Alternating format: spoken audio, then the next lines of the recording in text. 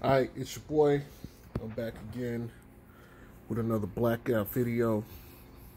And this is going to be a general conversation of sorts. I don't want to necessarily make this an I told you so. But I'm starting to see a lot of people turn around on Stan. Like, there's a lot of people that were like, what? Stan? We could have got a better coach. And I remember distinctly that I was one of the few people that I was like, you know what? I'm going to give Stan a chance because I think he could be potentially good for this team. Now, lo and behold, he had one preseason game, and the boys looked great. You know, they out there, they were playing their ass off. They played aggressively on defense. You know, people are turning around like, oh, okay, I think I like this Stan hire now. But even, not just but that, but his interviews really, I feel like, are swaying people because he's saying the stuff that people wanted to hear from Gentry. And not just that, the players are speaking of him in that way. Like the practice link, you know, even the interviews he's doing. I just seen one posted a little while ago where he mentioned Lonzo in the core of B.I. and Zion. And he was inclusive of him in that vein. He's spoken glowingly about all the players, or most of the players to some degree. He's critiqued them righteously, and he's also told the truth about the positives that they bring. And even with that, he's told them, hey, look, their communication isn't up to par. You know, what they do well is they do these things good, but they still got to work on this. It's not quite the way I want it. And people are really starting to flip and come around and stand. Now, I told people I was okay with the hire. You can go back and look at my videos. I was the one that said initially when people were like, wait and see. I was like, I think he's right for them because he's a teacher. And I know people were hesitant at first and everything, and yes, I understand this is kind of early, and I probably should get ahead of the gun, but I don't want to be one of the same YouTubers who don't put their neck out to get chopped off occasionally. I'm going to go ahead and stick my neck out, and if I'm wrong, I'll eat that publicly, right? But I got to be honest. Like, the way people are turning back their viewpoint on Stan, like, it's almost as if you would think everybody was happy that they hired Stan initially, based on the way that that people are coming out. Like, you know, I haven't seen any kind of hateration for Stan yet. Now, we'll see when the games get sweaty and, you know, they lose a game because of defense. People are going to talk about Stan in a negative way, instead of realizing this is a growing process. It takes time. You know, they have to get the experience and everything. People are like, okay, well, when does the experience go away? Well, you got to understand, they facing some stiff competition, but I tell you what, you can definitely see a different energy by those guys out there, you know. So, kudos to Stan for what he is doing so far. It is having an effect. The guys are absorbing that information, and they're trying to go out there and execute. So, I just wanted to at least put that out because I think that's it's interesting. You know, there were questions about the coaching, particularly the hire of Stan, and now it seems like people, especially after seeing Miami get their ass bust, is like, okay, you know what? I'm good with this. So kudos to Stan for being the savant that he is academically in the game and imparting his wisdom and everything. I figured it was going to happen in time, especially if they started playing defense, which is what everybody wanted. But we're going to have to see what this whole thing looks like. To that point, Lonzo Ball took 15 shots. He took the most shots on the team on their game against Miami. Bledsoe and JJ are going to be back. Now took quite a couple of shots too.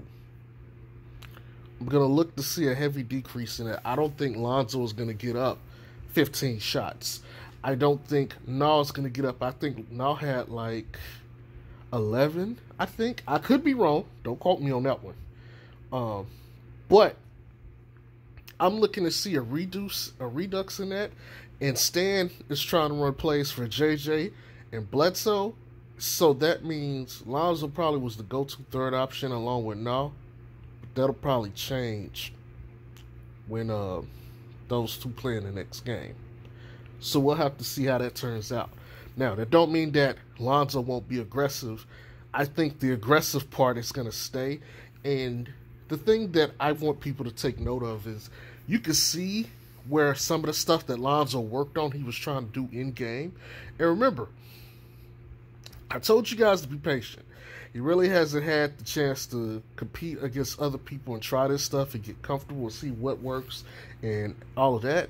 So he'll get it. I saw a couple plays where he made some moves that he had practiced specifically this offseason. So it's there. He's going to take time. I told you guys, give him about 15, 20 games. Let him get that under his belt, and then that's when you're going to probably have to judge him. It's somewhere between 10 to 20 games. I'm trying to remember where everything falls month-wise. It'll probably be more than 10 games, but I think for sure by the 20th game, his offense should start clicking. Assuming he's healthy, he's getting consistent minutes, yada, yada, yada. So we'll see. But I tell you what, he got to the rack he got to the rack 6 times. Okay, that's pretty good for Zoe. I think he took about 3 too many threes. So I would have preferred him instead of taking those threes, those probably should have been mid-ranges.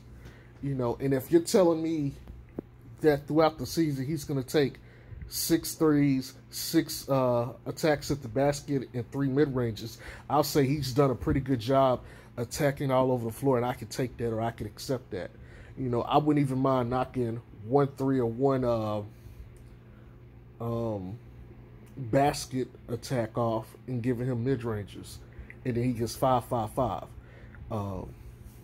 I would like to see that, but I don't think he's going to play like that, nor do I think they're going to mold him to play like that. But that's just me. But anyway, my thing is this, because I'm kind of bridging Stan and Lonzo here at this point.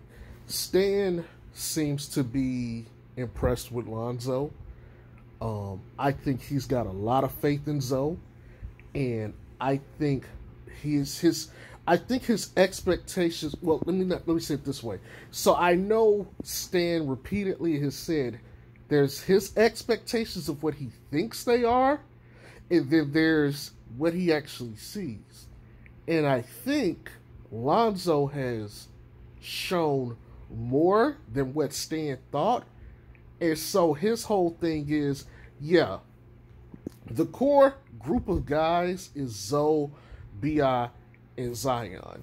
And his thing is probably, okay, I have to figure out how to get those guys to work together. And this year, I think no matter what happens, playoffs or not, we're going to look at this year and say a couple things happened. This was the year that Lonzo developed his offensive game. That's number one. This was a year where we're going to go and look back at their defense of this team and see, and that'll determine how the season goes based on their defense overall. And more importantly, I think this season is going to be an indictment on the front office. Because now you've had 2 seasons, right? Of the players on the team, none of the ones currently on the roster have been to the playoffs that aren't over the age of like 26. So Steven Adams has been to the playoffs. JJ Redick has been to the playoffs. Bledsoe has been to the playoffs. None of the other guys have been to the playoffs. They don't have that experience. Nor do they have a roster that benefits the team. You know, Atlanta got a lot of good pieces that the Pels could use, but we're not using resources to go get Cam Reddish or DeAndre Hunter or Kevin Huerter or something. You know what I'm saying? So this is going to be an indictment of Griff if this team either doesn't get to the playoffs and doesn't seem to show market improvement from the Gentry era. That's number one. Number two, if they get to the playoffs and they're not competitive. Three, if the team plays good defense and good offense, but they're just badly built to actually win the games. All these things are going to have a negative effect on the Pelicans, or at least the front office. You know, if you bring in Stan and the team isn't good defensively, you know, you got to start looking at the front office and you got to look at the players. But I don't think that's going to be the case.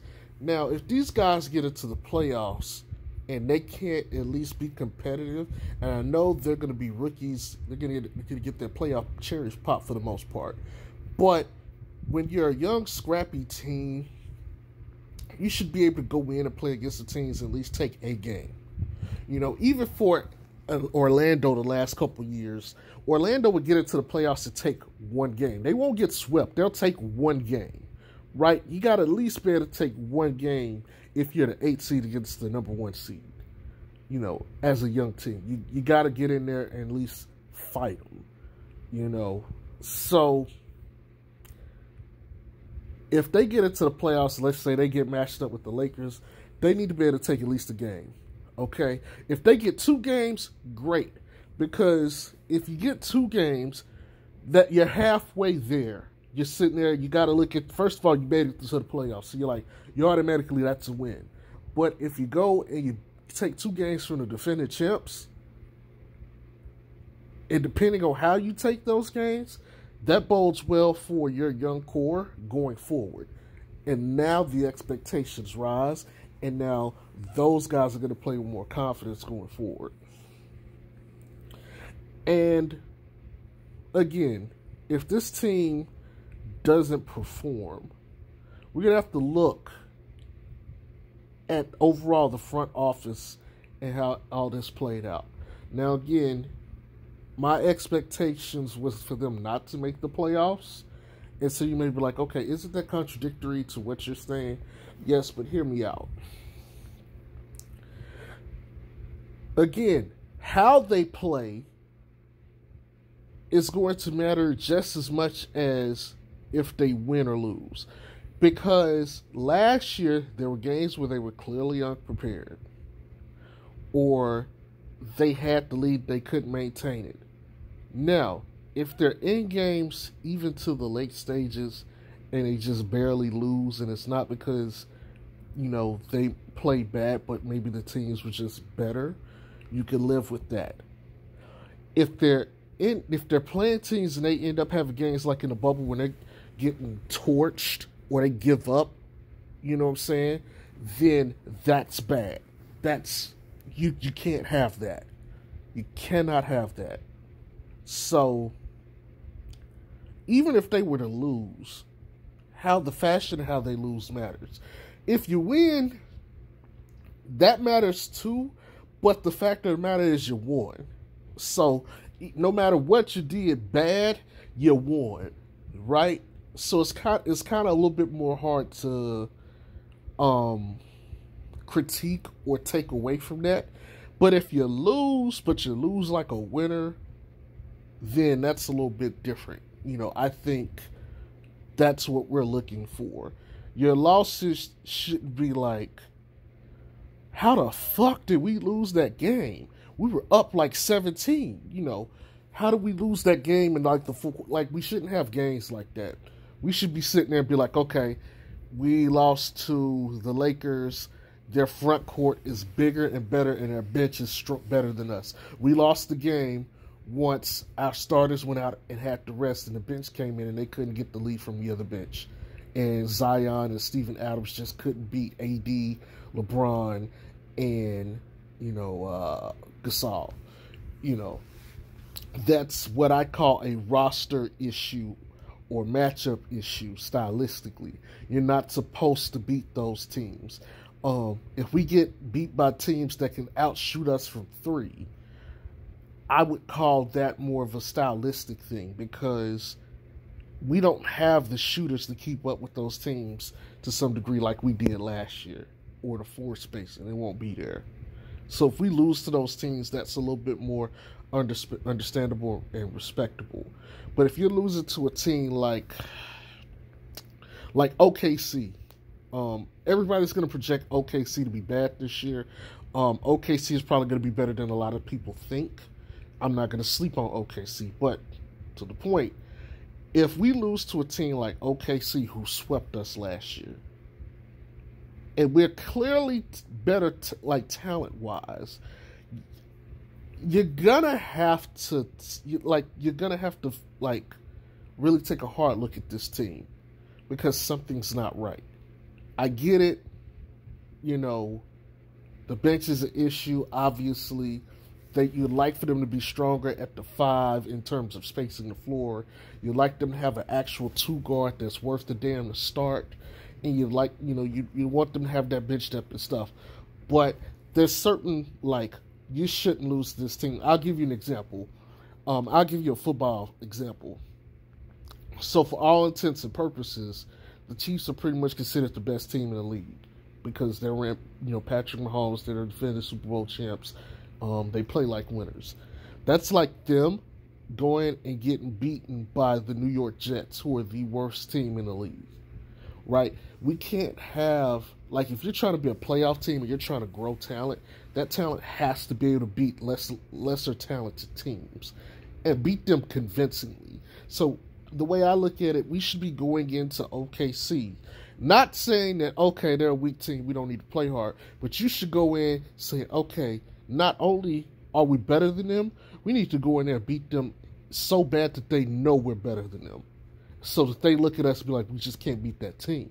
We need to make sure that every game that we beat them builds on the next, so that they don't even want to try.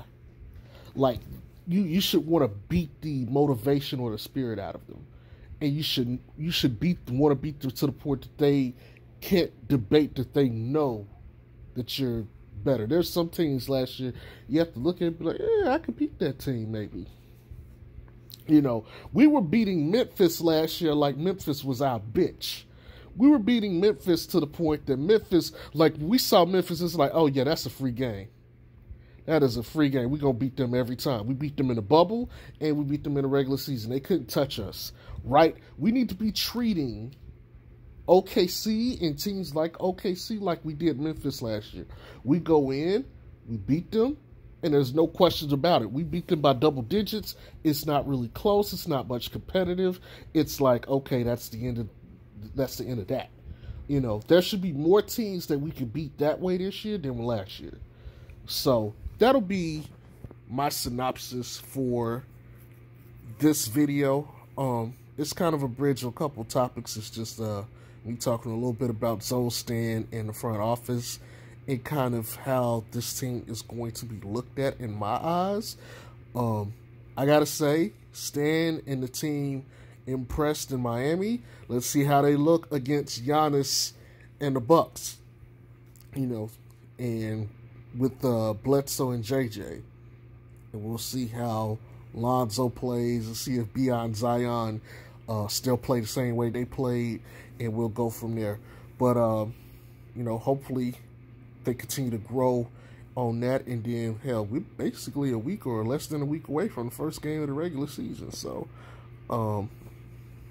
hey, we're almost there. But anyway, it's your boy, Blackout Video. Y'all have a good one. Peace.